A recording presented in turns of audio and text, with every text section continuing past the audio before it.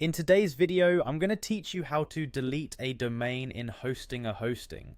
If you've ever found yourself needing to remove a domain from your Hostinger account but weren't quite sure how, you're definitely in the right place. We'll take you through each step, making the process straightforward and hassle-free. To get started, the first thing you'll need to do is head over to Hostinger's website. This is the main hub where you'll manage all aspects of your hosting and domain services.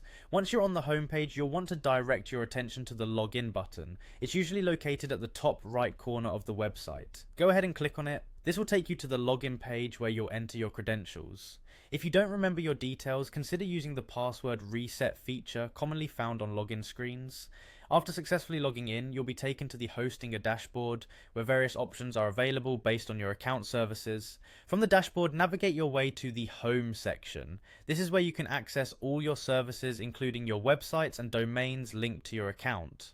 Once you're in the Home section, you'll notice a menu on the left side of your screen. Look for the Website tab and click on it. This is the area where you manage your existing websites and domains. If you have multiple domains, ensure you identify the correct one that you intend to delete. It's always good to double check to prevent any accidental deletion.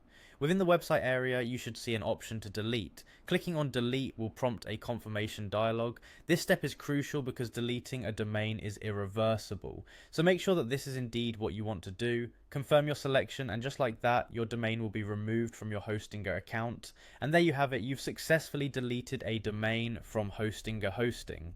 While this process is fairly simple, remember that deleting a domain will also remove any associated website files and emails. So if you have any important data linked to the domain, be sure to back it up before proceeding with the deletion.